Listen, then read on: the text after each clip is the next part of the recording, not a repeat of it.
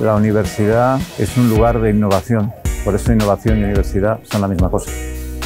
En Estudios Políticos y Relaciones Internacionales de la Universidad Francisco Marroquín, los estudiantes son los dueños de su proyecto académico. We've developed incredible curriculum, we've developed incredible outreach. Es la carrera del futuro de alguien que quiera adentrarse en el apasionante mundo de los estudios políticos con la libertad como eje central.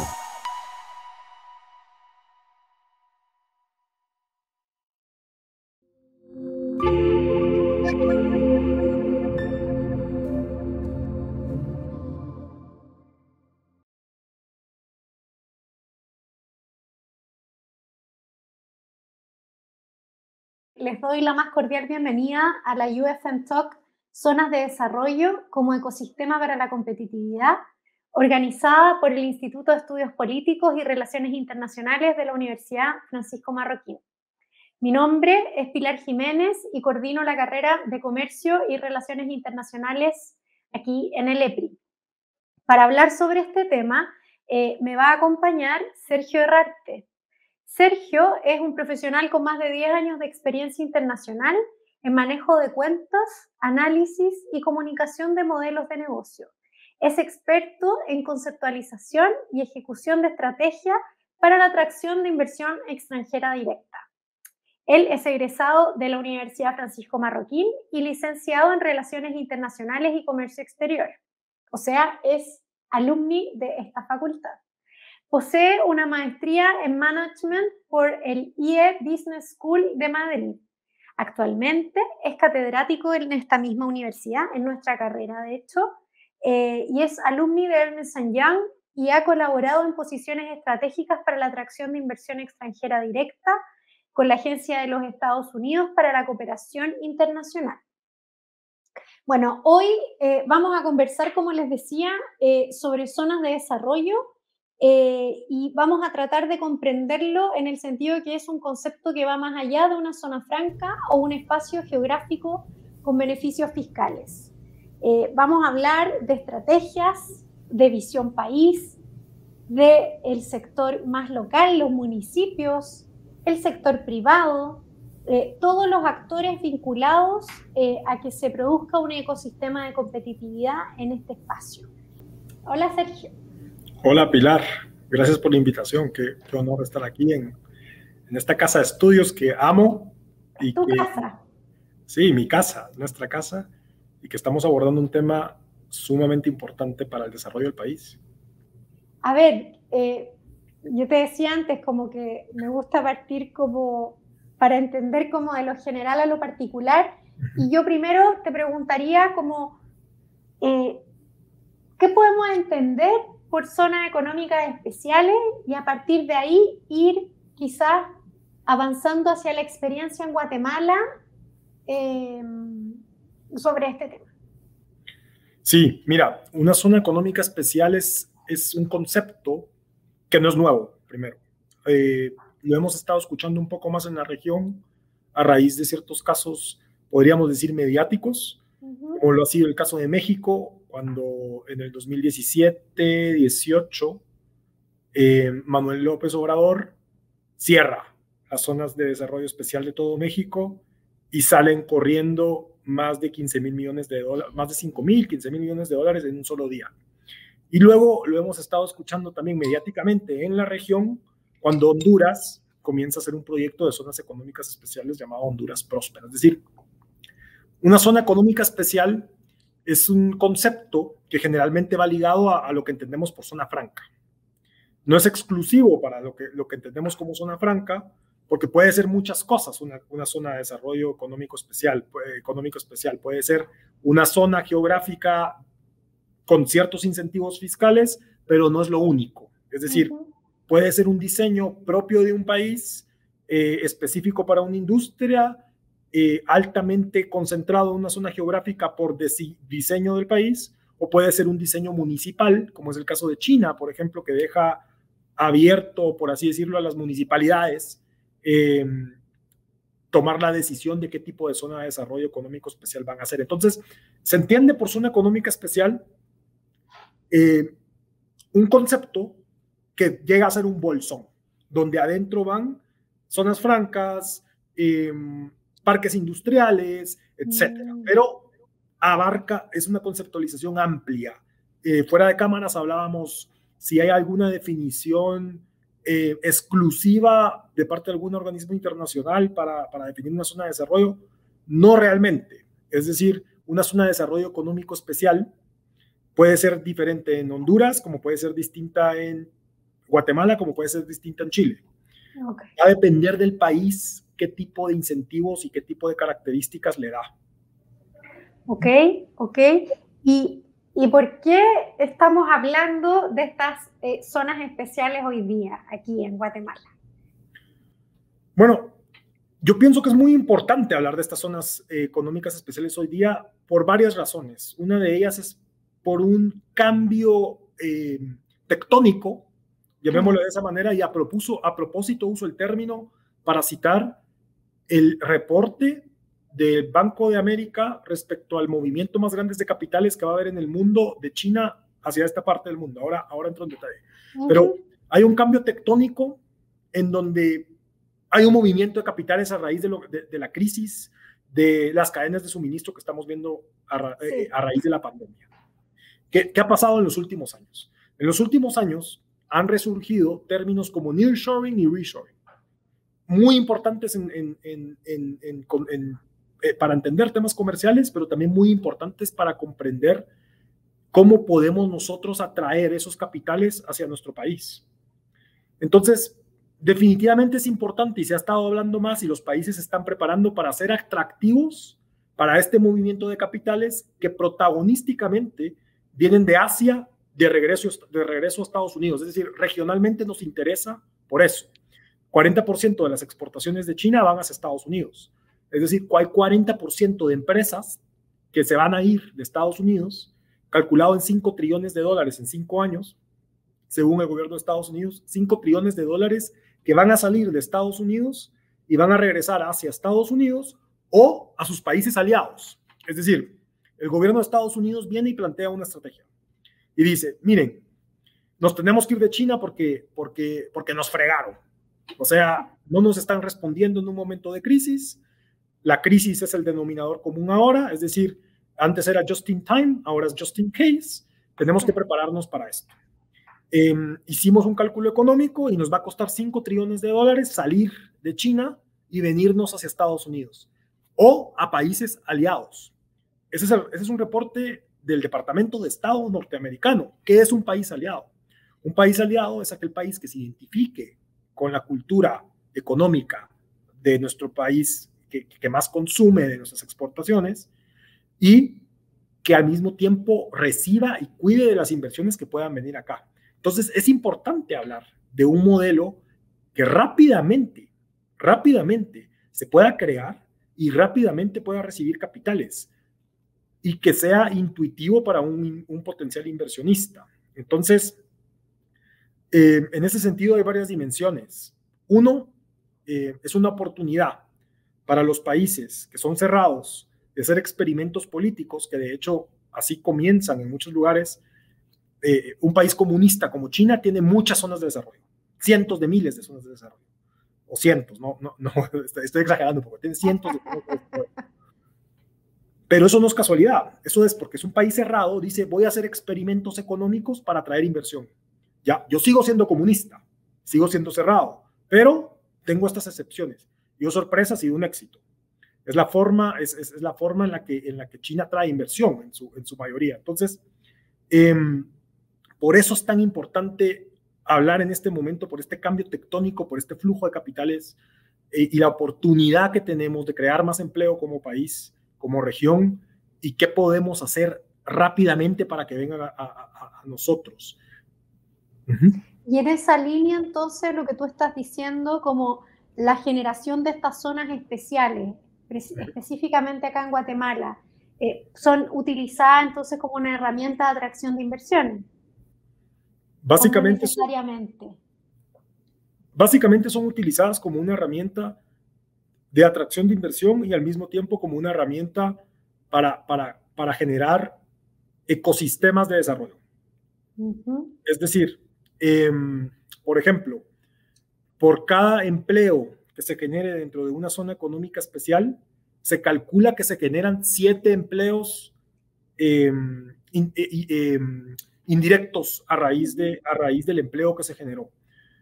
Entonces, por ejemplo, si a mí me contratan dentro de una zona económica especial, el incremento en mi sueldo, mi actividad económica genera, o la actividad económica de la empresa que se instala ahí, genera otros 7 empleos, por así decirlo, indirectos hacia la zona. Entonces, el modelo sí se utiliza para atracción de inversión, pero se utiliza como algo largoplacista para la generación de ecosistemas de competitividad. Entonces, ¿qué pasa? Viene una empresa que hace carros, decide instalarse en Guatemala, es un ejemplo fantasioso, pero nos sirve, y obviamente la empresa que hace carros genera una influencia a su alrededor para crear otro tipo de empleos que abastecen, que ayudan a que la empresa de carros siga funcionando, pero al mismo tiempo crea nuevas carreras universitarias, crea proyectos inmobiliarios para que la gente que trabaja en la fábrica de carros pueda vivir ahí,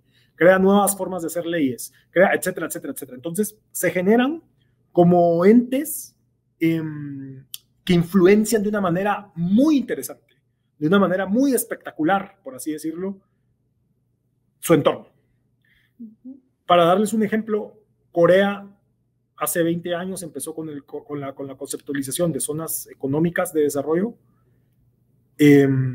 o zonas económicas especiales, y hoy en día la norma o hacer las cosas en Corea es tan libre, por así decirlo, que ya no necesita de estas zonas.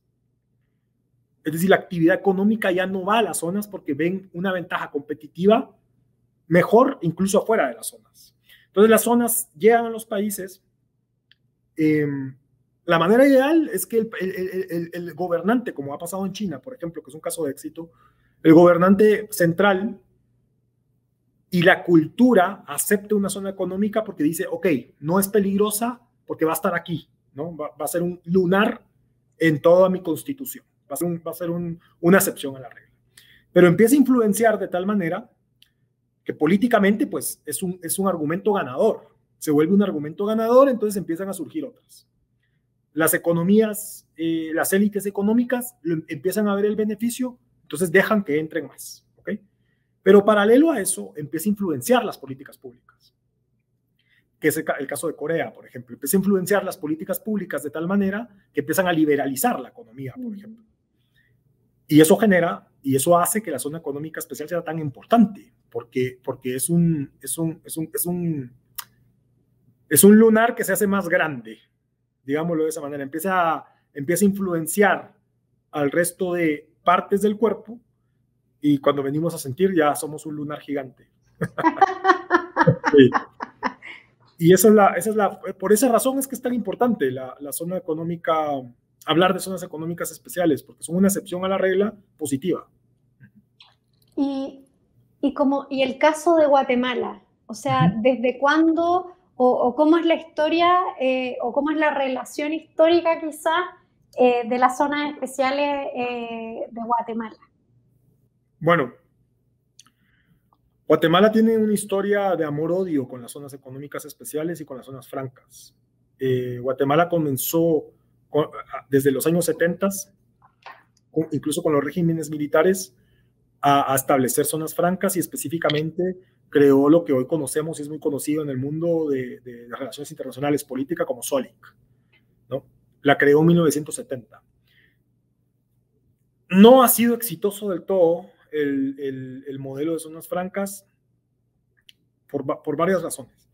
Una es porque asusta el tema a ciertos poderes políticos y económicos. En el 2016, de la noche a la mañana, el Congreso de la República canceló alrededor de 15, si no es que más, actividades económicas que estaban dentro de la ley de zonas francas de Guatemala. Eso generó que se fueran del país, calculan entre 5,000 y 15,000 empleos, tampoco hay datos muy claros. Entonces, la historia de Guatemala con las zonas económicas especiales y con las zonas francas, de ley, viene desde los 70. Ahora, de trato y de relación con ellas, ha sido una relación amor-odio, y actualmente está volviendo a tomar a tomar protagonismo el tema. Incluso hemos visto cómo candidatos a la presidencia lo han usado como punta de lanza para su campaña. Pienso que hay algo que es muy importante que hay que entender. No hay una fórmula mágica para las zonas económicas especiales ni para las zonas francas. Es decir, los modelos cambian según el país. Sí hay ciertas características de qué las hace más exitosas y qué las hace menos exitosas. Por ejemplo, la India implementó un programa de zonas francas y fracasó. Rusia implementó un programa de zonas económicas especiales y todo lo que cabe dentro de ese bolsón y fracasó. Sri Lanka le fue mal, China le fue muy bien, Corea le fue muy bien, Singapur le fue muy bien. Entonces, hay modelos que son más exitosos que otros, pero hay que entender que son un diseño. Es decir, son una casa que lleva planos, lleva un ingeniero civil, lleva un arquitecto y lleva gente que construya esa casa. No en todos los países se necesita el mismo tipo de casa porque depende del clima, depende del suelo, depende del acceso a materiales, etc. Entonces, ¿qué pasa en Guatemala? Yo percibo, y mi lectura es, que se cayó en un modelo centralizado cuando los modelos más exitosos son descentralizados para las zonas de desarrollo y zonas económicas especiales en el mundo. ¿A qué me refiero? En los países altamente controladores o altamente paternalistas, como es el caso de China, en un extremo, es comunista el país, le dio libertad a las municipalidades, por así decirlo, a los cantones o a las regiones chinas para que ellos hicieran su propia propuesta de qué tipo de zonas de desarrollo necesitaban para su región. Y paralelo a eso tienen mediciones o tienen KPIs o tienen un tipo de indicadores en donde se ve qué tan exitosas son y compiten entre ellos. Es decir, la municipalidad de Villanueva compite con la municipalidad de Guatemala y hay un tipo de incentivo o un tipo de, incluso está ligado al salario de las personas involucradas, qué tan bien o qué tan mal les va en la atracción de inversión y la generación de empleo dentro de su zona. Entonces se le dio libertad al diseño, a la municipalidad, por así decirlo. Entonces ese es un fenómeno exitoso en China. En otro caso de éxito, como Dubái, se le da libertad al desarrollador privado.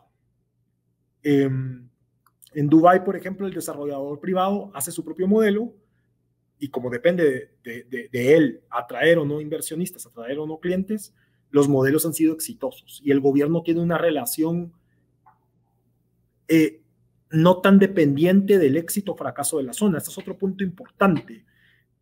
Una de las razones por las cuales estos países, Dubái, por ejemplo, Corea, dejan a manos libres del desarrollador la zona, es porque ellos se pueden lavar las manos y decir, no fue mi culpa, ¿okay? Fue del desarrollador.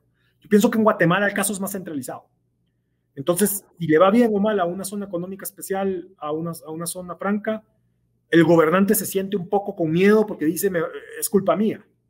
O empiezan casos de corrupción, etc. O sea, es un tema muy centralizado y tal vez habría que explorar un modelo más descentralizado y más ligado al sector privado, que sea libre. Otra cosa interesante es que las zonas francas o las zonas económicas especiales más exitosas del mundo no hacen excepción de industrias. Con el tiempo se van adaptando, pero al principio son abiertas. Es decir, si usted produce llantas, venga, o si usted hace software, venga. Y eso ha generado éxito también dentro de las zonas. Claro, porque hay como una idea, o yo por lo menos tenía la idea, que son zonas como que como que a nivel como de industrias o sectores es como finita, o sea, como... Sí, como que la palabra que les fascina en países como Guatemala es que tengan vocación las zonas. Okay. Y bueno, pero ¿quién va a definir la vocación? ¿Soy yo, gobernante, lo suficientemente genio para decir qué industrias tienen que ir o no dentro de la zona? Es difícil. Entonces, es un problema de diseño, definir. Y esto lo entendieron muy bien los países que han sido exitosos. Dijeron, miren, no tengo la capacidad mental de decir qué industrias o qué industrias no van dentro de una zona económica especial. Que lo decía el desarrollador, por ejemplo. ¿Y cuál es tu visión para las zonas económicas en Guatemala? O sea, ¿cómo crees tú o cuál es el desafío que tenemos acá en Guatemala para que sea una herramienta realmente que cumpla con el objetivo como de atracción de inversiones, pero también que se cumpla quizás este objetivo, esta visión de que se convierta como en un ecosistema como competitivo, ¿no? Creo que ha estado pasando algo interesante. Es que, bueno, estamos viendo países en la región que ya están sugiriendo el modelo. Honduras es un caso. México es otro. México cuando Manuel López Obrador cerró las zonas económicas especiales de un día para otro, fue tanto el shock que las tuvo que volver a abrir. Entonces, mi visión es que cada municipalidad pueda hacer una sugerencia de qué modelo le sirve a ella. Esa sería una visión que puede ser interesante, pero que no se limite ahí. Es decir, que la municipalidad sea capaz de dar incentivos para que desarrolladores de zonas económicas especiales les interese su municipalidad. Es un poco distinto que la municipalidad invierta en la zona. ¿No? Sí, entiendo. Sino que la municipalidad diga, miren, yo soy atractivo para poner un polo de desarrollo, para poner una zona económica especial, para poner una zona franca, como quiera llamarle, para poner una zona económica especial aquí, y estos son los incentivos y garantías que yo le puedo dar como municipalidad, y es así como yo puedo lidiar con el gobierno central, por ejemplo. Esa es un poco mi visión y creo yo que sería muy exitoso. ¿Por qué? ¿Y la situación actual de Guatemala o como la normativa de Guatemala permite que a nivel local se puedan como desarrollar esos incentivos? No. Habría que hacer un cambio, tendría que nacer desde una posición del legislativo, tal vez. Okay. O tal vez no. Habría que buscar la manera de, tal vez con la legislación actual, algún tipo de cláusula o algún tipo de oportunidad que tengan las municipalidades para hacer su propia sugerencia y no depender tanto del gobierno central. Claro. Porque no porque el gobierno central no pueda, sino porque se le va a hacer la vida más fácil al gobierno central teniendo esta independencia, dejándole esta independencia a las municipalidades o a los desarrolladores por sí mismos. Claro, porque ahí entra también como la pregunta o la reflexión respecto como a la cuánta regionalización hay en Guatemala, ¿no? O sea, y eso sí, que la regionalización es más grande que los gobiernos locales. Entonces, ok, pero esa es como la idea. Esa es mi idea. ¿Qué pasa? Sí hay ciertas características que son interesantes, por ejemplo, y el diseño gubernamental versus la sugerencia de un ente privado municipal. Puede caer el gobierno en la tentación de decir, voy a desarrollar un área geográfica que no es exitosa poniendo una zona franca o una zona económica especial. Eso ha demostrado en el mundo que no es tan exitoso, por ejemplo. Entonces, cuando el gobierno cae, que lo puede hacer paralelo a la sugerencia municipal, por ejemplo. Cuando el gobierno cae en intereses de diseño, en intereses de designación propia, no solamente cae en clientelismos, no solamente cae en casos de corrupción obvios, porque así es obvio que va a caer en eso. O sea, es muy poco probable que no lo haga, no es que la normativa sea perfecta, pero y la persecución, etcétera. O sea, es un tema complejo. Si fracasa en esa propuesta geográfica, es un desincentivo para el gobierno y para el próximo político que venga y diga, no voy a invertir en esto porque nos va mal y nos vamos a gastar millones de dólares en algo que fracasó. Entonces, las designaciones de diseño tienden a irles mal por temas de mercado, básicamente. Y las zonas económicas especiales que más éxito tienen, por ejemplo, son aquellas que están cerca de ciudades grandes o dentro de las ciudades. Son aquellas que tienen sus propios incentivos, son aquellas que tienen la capacidad de lidiar con un gobierno central con más filtros, es decir, con más colchones entre ellos y el gobierno central. Entonces, pienso yo que que es un tema importante para abordar desde esa perspectiva. ¿Y cómo está al día de hoy el desarrollo de estas zonas económicas especiales en Guatemala? Al día de hoy hay una figura que se llama SOLIC y hay más interés. Han estado naciendo alguna que otra zona. Creo que en Guatemala hay más de 8 o 7 zonas, si no estoy mal o si no estoy confundiendo con otro país. Pero ha ido creciendo. El año pasado creo que se hicieron 2. Puerta del Istmo y otra en... y otra zona en otra área que ahora olvido, está Michatoya. Es decir, esta legislación un poco más descentralizada que SOLIC, un poco más descentralizada, ha mostrado que hay inversionistas interesados en usarla. Entonces, creo que al día de hoy hay interés, por lo menos. Al día de hoy hay interés y hay una ventaja. ¿Y por qué crees tú que es un modelo que tiene sentido para Guatemala? Creo que es un modelo que tiene sentido para Guatemala porque, entre comillas, es ágil. Okay. Entre comillas, es intuitivo el tema. La gente lo entiende, el político lo entiende de manera rápida, ¿no? El tema. Hagamos una zona franca, lo entienden. Ya ha habido casos anteriormente.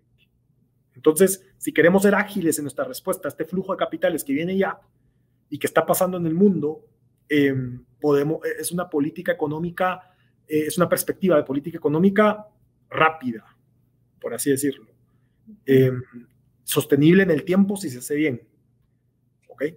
No es la fórmula mágica, no estoy diciendo que es la garantía del éxito, pero creo yo que es importante por eso. Otro caso interesante es que, como ya mencioné, tienden a soltar o como botar una piedra en el agua, a tener ondas expansivas que impactan la sociedad en general. Y eso es muy beneficioso y es algo que Guatemala necesita, la generación de empleo y oportunidades para aquellos migrantes que quieran quedarse y trabajar aquí. Entonces, yo pienso que es un tema importante para Guatemala, aparte de las ventajas competitivas obvias que tiene Guatemala y que tienen todos los países de Centroamérica.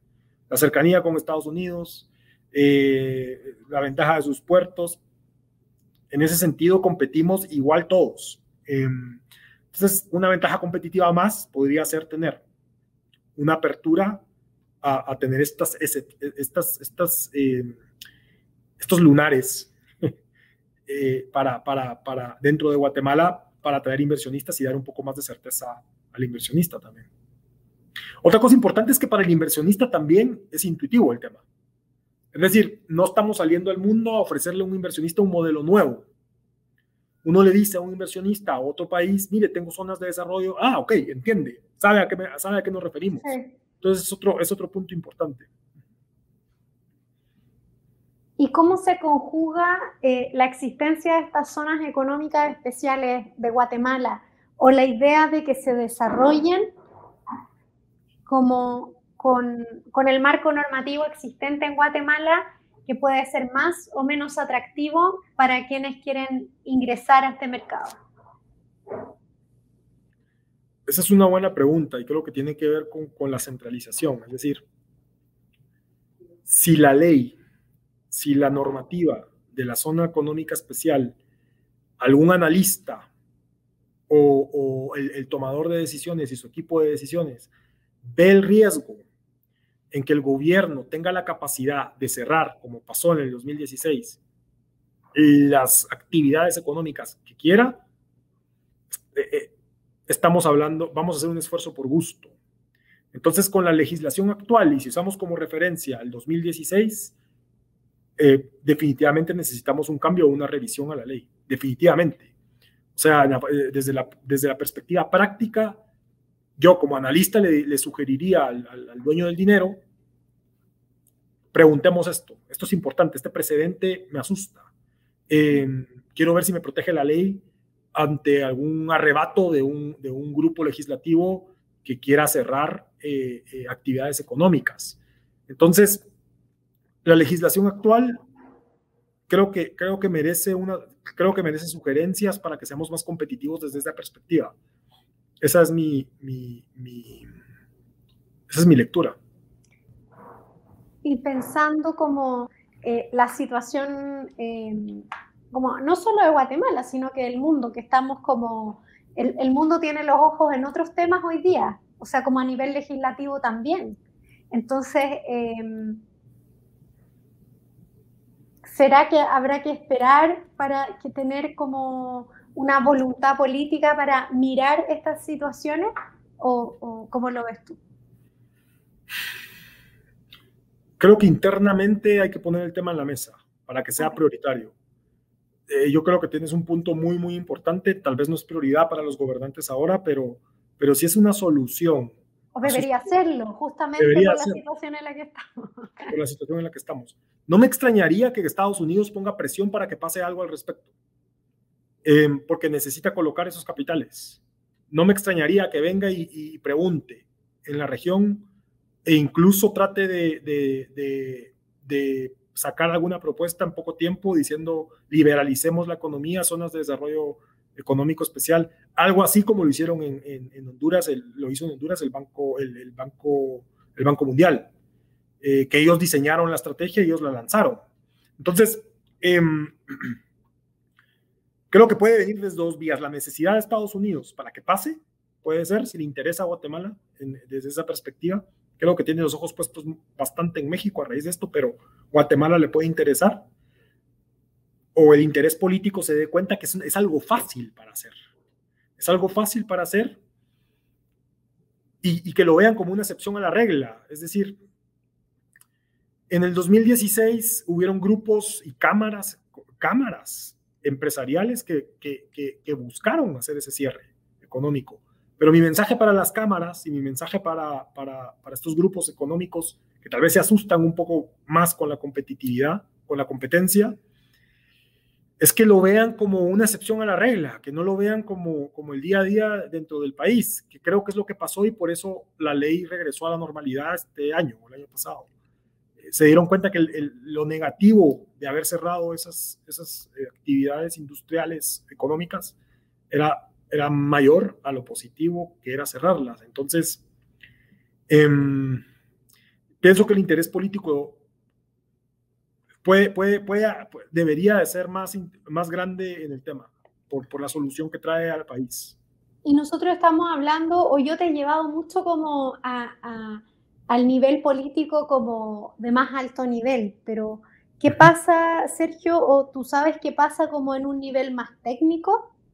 O sea, como los profesionales más técnicos de las áreas económicas, por ejemplo, están empujando o tienen interés en las zonas económicas especiales. ¿Cómo lo ves ahí? Pienso que sí, hay interés, especialmente en las municipalidades.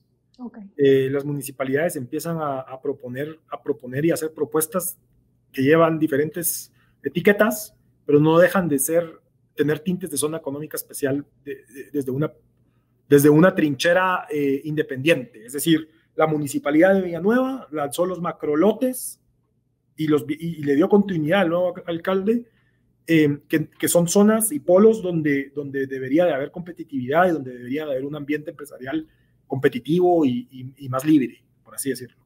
La municipalidad de Guatemala está haciendo lo mismo.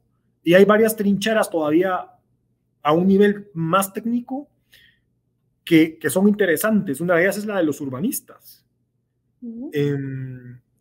A mí me parece súper interesante que hay propuestas de urbanismo que proponen zonas económicas de desarrollo porque le den... ¿Podrías explicar eso un poco? ¿Podrías explicarlo un poquito? Sí, claro. Por ejemplo, un urbanista ve un área dentro de la ciudad de Guatemala y dice, acá podemos hacer una zona económica especial, y visualizan una mini ciudad dentro de la ciudad, un ecosistema distinto, un ecosistema más libre, emprendedor. Entonces, las sugerencias que yo he visto y gente interesada en el tema, aparte de actores económicos, aparte de la academia, son los urbanistas, que yo lo he contado. De hecho, a mí me han invitado a foros los urbanistas para hablar del tema. Y lo que me parece tan interesante es que ven la relación totalmente hermana entre libertad económica y un diseño coherente y competitivo y con una conceptualización urbanística de desarrollo. Entonces, técnicamente hablando, yo creo que de lo más interesante que me ha parecido es la propuesta urbanística de hacer zonas económicas especiales dentro de las ciudades y que no se limiten a visualizarlas como un área lejana en la frontera, sino Claro. que sea algo que la propia ciudad pueda alimentar y que alimente la ciudad. Entonces, definitivamente desde una perspectiva técnica hay bastante impulso y desde una perspectiva municipal también. Y como yendo quizá un poco más atrás o al comienzo, hay quizás de las personas que nos están mirando como no se imaginan que hay o cómo es una zona económica especial. ¿Qué hay ahí? ¿Qué puede haber? Bueno, yo los invito a que pongan en Google Zona Económica Especial de Dubái, por ejemplo. Es una ciudad.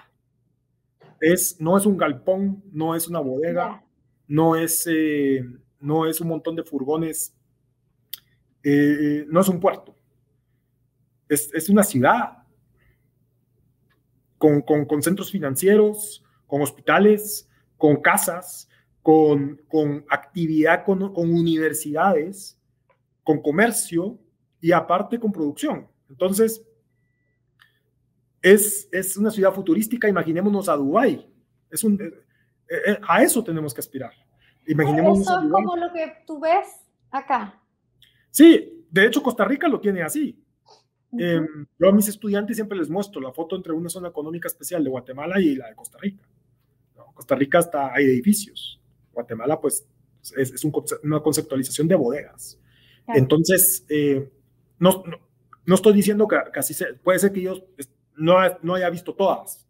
O si me equivoco, pido disculpas, pero la visión o la imagen mental que nos viene a la mente cuando nos dicen zona económica de desarrollo, o la imagen mental que le viene a la mente a un coreano cuando le dicen zona económica de desarrollo, es una ciudad. A un guatemalteco tal vez es una bodega. Pues eso es lo que hay que cambiar. Una zona económica de desarrollo que sea una ciudad, que sea un centro financiero, que ahí haya trabajo, que ahí pueda yo estudiar, trabajar y haya bajos impuestos, me paguen mejor además, etcétera, etcétera, etcétera. Entonces pienso yo que urbanísticamente lo veo como un montón de edificios gigantes, tecnología y actividad económica a tope. Y en el caso de Guatemala, así como empujándote a la ficción, como ¿qué sectores de la economía ves en estas zonas económicas especiales? El que quiera, el que sea. Lo veo como algo,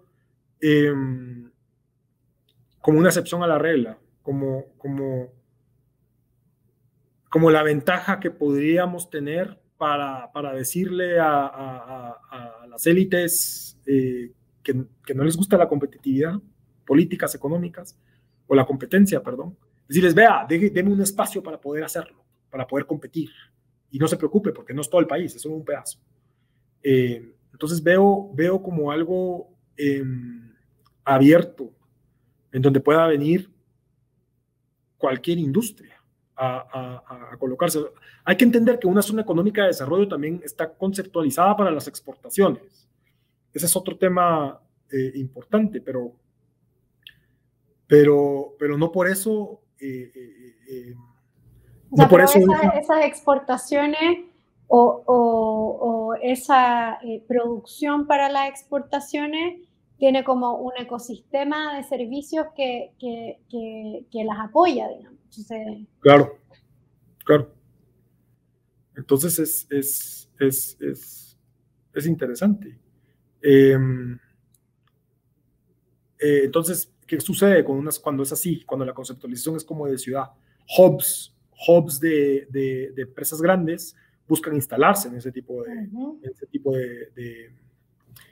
de espacios de desarrollo.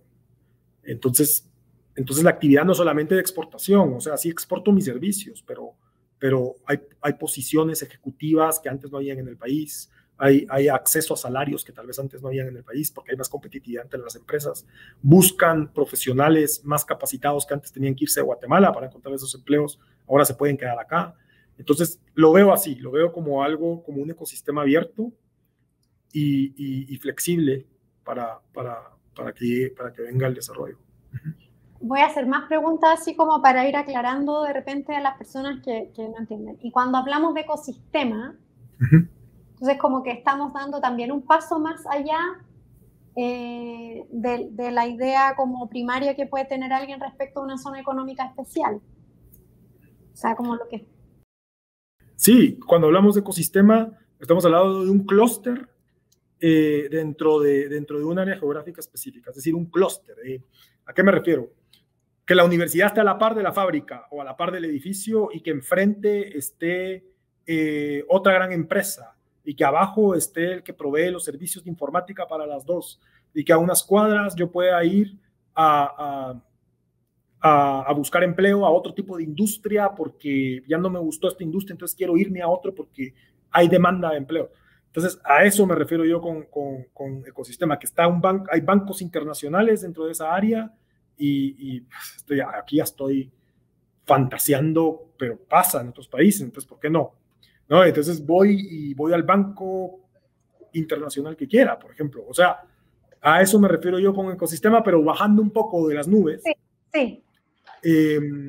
Es básicamente eso en el nivel que querramos. Es esa flexibilidad que tengo yo para moverme y también para obtener servicios y productos de una gama amplia.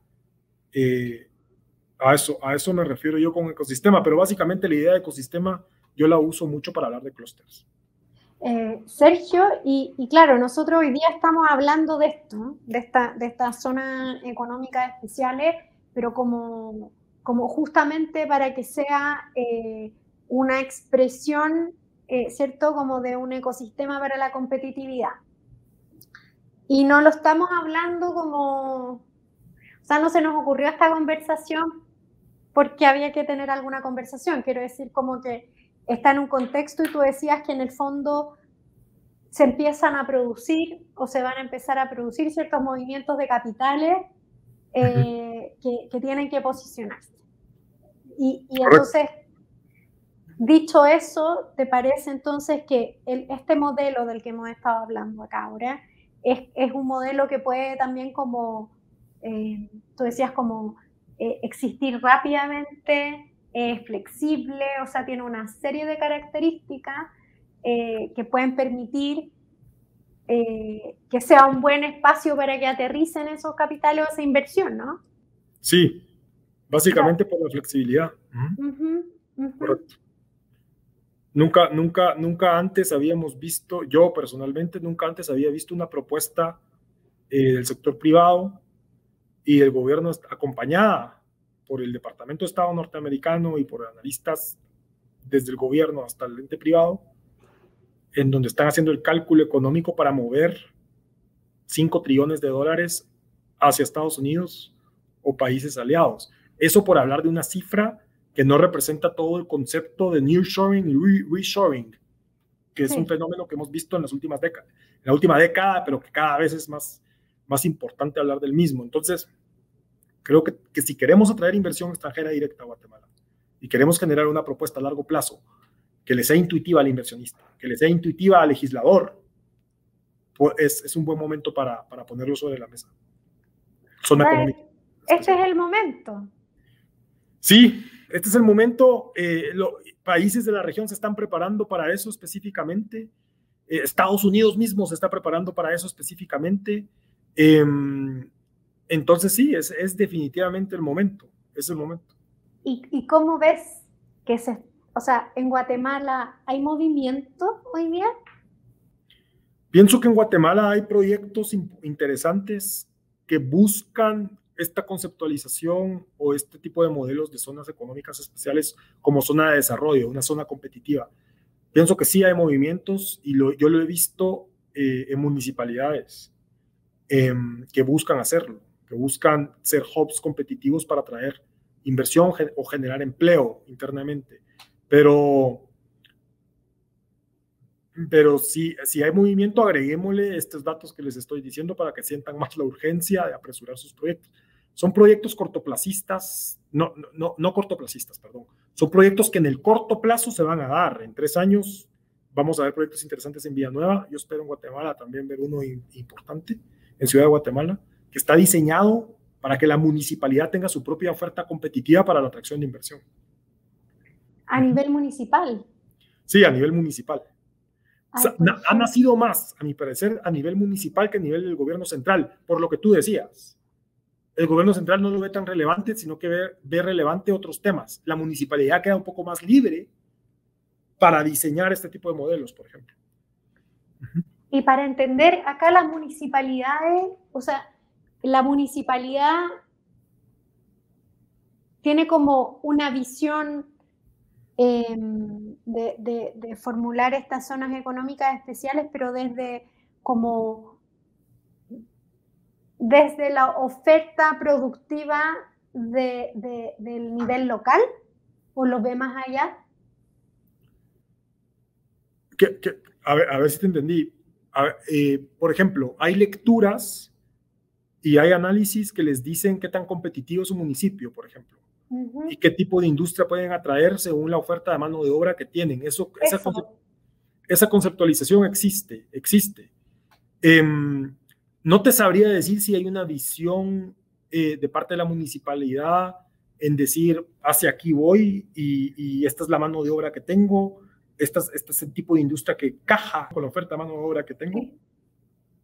Lo he escuchado en conversaciones, pero no sé si hay una estrategia municipal diseñada alrededor de eso. Ahora, lo que sí he visto, que es súper interesante, es que las municipalidades y proyectos privados están colocando centros educativos diseñados para atender ciertas industrias cuando empiecen a trabajar. Es decir, por ejemplo, un ejemplo claro es el INTECAP en Villanueva, dentro de un proyecto que se llama Ciudad Reformadores, y está diseñado para enseñarle a las personas de la zona o quien quiere ir a estudiar ahí inglés para que ahí se instalen call centers.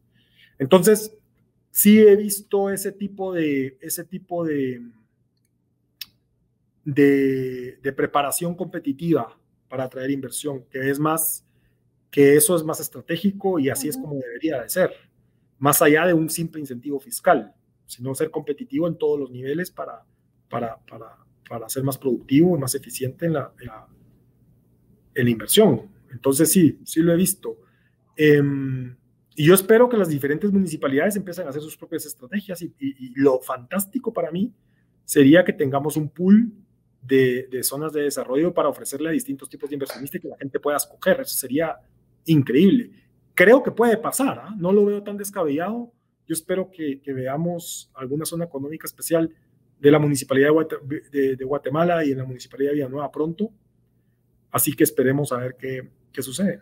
Ahora, o sea, si existe la experiencia o ya lo están haciendo o están trabajando en ello un par de municipalidades, es cuestión de tiempo que se empiecen a sumar otras. O sea, tiene mucho sentido que cuando se ve esa experiencia o que pueda generar resultados o se ve que es un proyecto que en el fondo objetivamente tiene futuro, se empiezan a sumar otros, empiezan a llegar, empiezan a preguntar y de alguna manera también como el nivel municipal, como decías tú en algún momento, es más ágil, o sea, tiene menos como, digo yo, o sea, no conozco específicamente cómo es el nivel local acá, cómo funciona, pero el nivel local tiene menos burocracia con la que lidiar de repente, o sea, a veces son decisiones más fáciles, es más fácil tomar las decisiones, ¿no?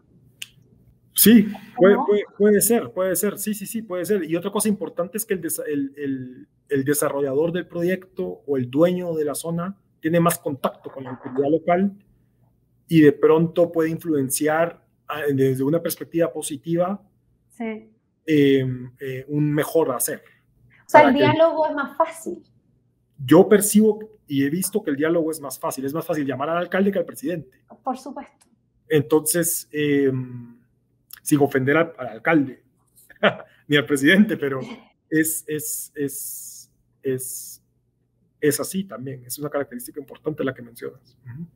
Y que también, o sea, como que entre el privado y el gobierno local, o sea, es más fácil encontrar el interés común. Eso marca toda la diferencia. Sí, eso marca toda la diferencia.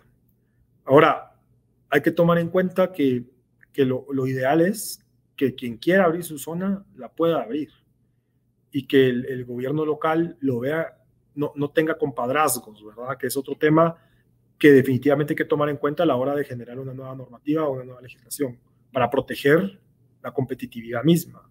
Porque si solo hay una zona de desarrollo, tampoco puede ser muy exitosa, claro, pero no va a ser el potencial que tienen las zonas, no se va a desarrollar al 100%. ¿Cómo a qué te refieres con compadrazgos? Hay países, por ejemplo, en la India, donde la asignación del que puede hacer una zona de desarrollo es a dedo, y eso ha demostrado ser un fracaso total. Solo tú puedes hacer una zona de desarrollo, o solo tú, y al final del día, pues... Sí, no es el que tiene la mayor capacidad, o el más eficiente, o el que conoce claro, mejor.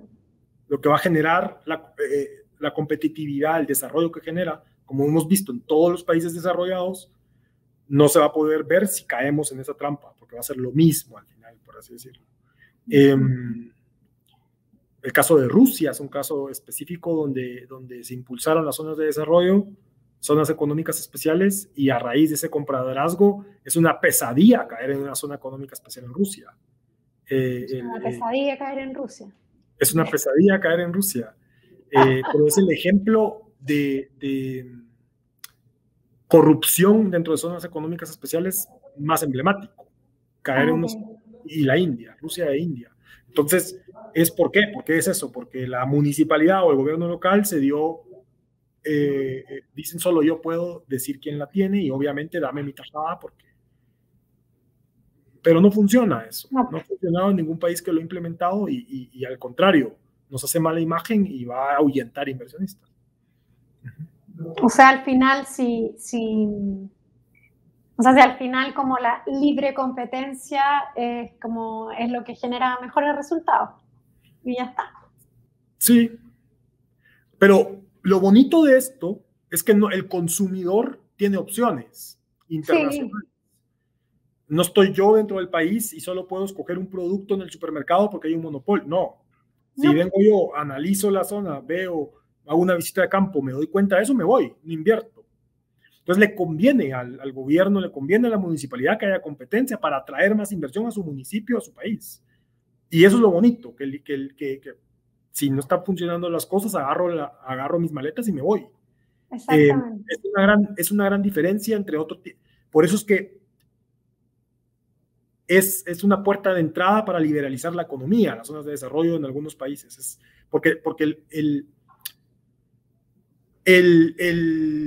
la élite económica, la élite política se va dando cuenta de los beneficios de la libertad de una manera suave, de una manera de aterrizaje suave. Entonces después dice, no es tan malo que abra la economía, no me va a pasar nada. Veo que la zona está teniendo mucho éxito. Yo también, entonces van abriendo la economía. Entonces la invitación de algunos papers académicos hacia los políticos es esa, experimente y hágalo más fácil, que no sea su responsabilidad, que sea responsabilidad del desarrollador. Así si le preguntan a usted, dice, pues él gastó su dinero, yo solo lo autoricé, por así decirlo. Ahora, los mayores beneficiarios de sistemas competitivos son los consumidores. O sea, sí, lo que tú estás diciendo cuando ir a darse una vuelta a un supermercado y ver una góndola que hay una sola marca, un producto,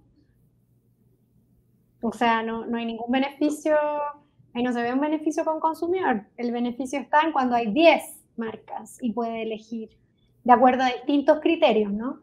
Claro. Bueno, en fin, estamos como cerca de cerrar. Yo te hice todas las preguntas. Pero no sé si querías como quizás usar estos minutitos como para cerrar el tema o quizás yo te invitaría o me gustaría que dijeras como para ti cuáles son los puntos más relevantes quizás que debería considerar Guatemala a la hora de embarcarse en estos proyectos de zonas especiales.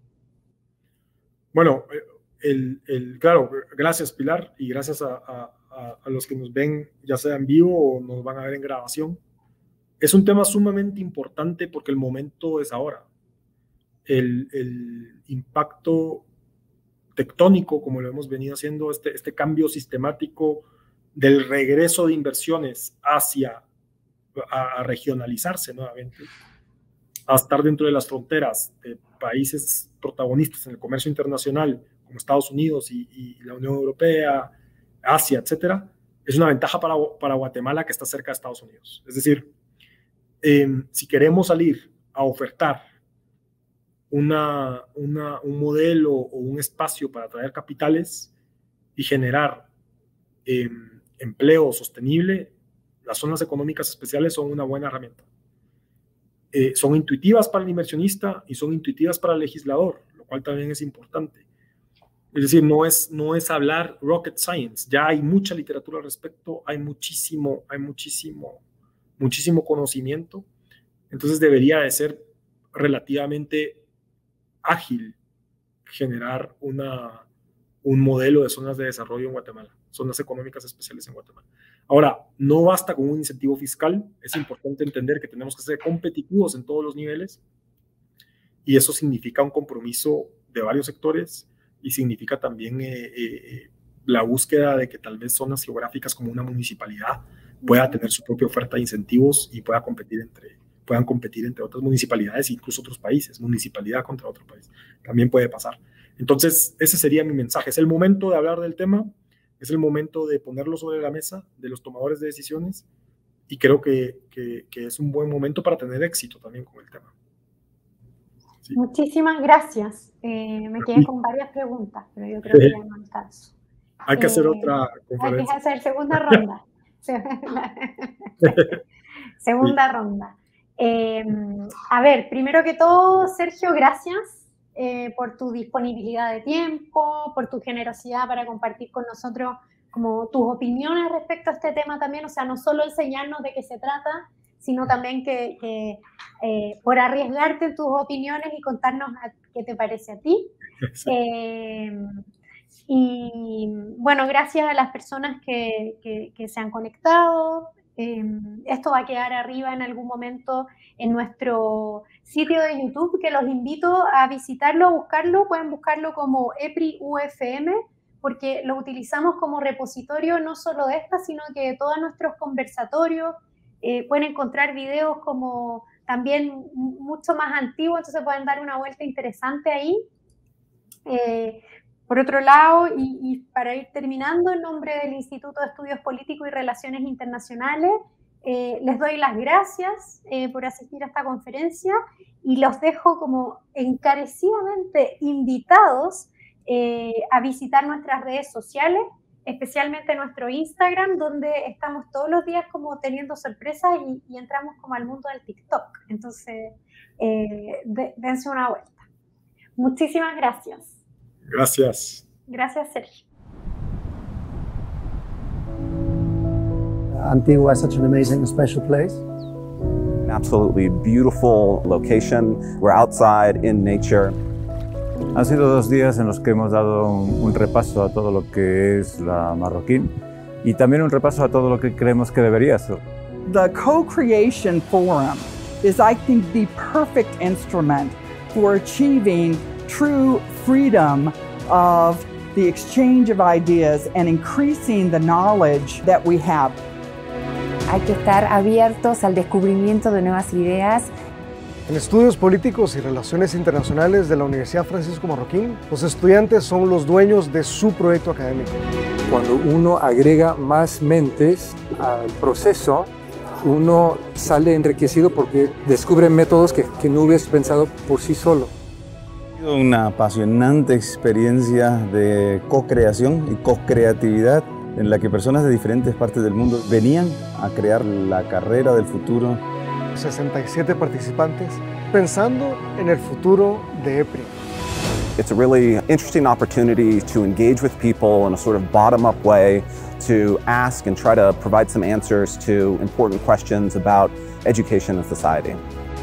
My expectations were actually superseded by reality, that the reality actually worked a lot better. La universidad es un lugar de innovación. En cuanto deja de ser un lugar de innovación, deja de ser universidad. Por eso innovación y universidad son la misma cosa. This event is putting Francisco Marroquín and the networks of scholars in Guatemala, students and scholars, on the international map. The future is very bright for EPRI and very bright for UFM.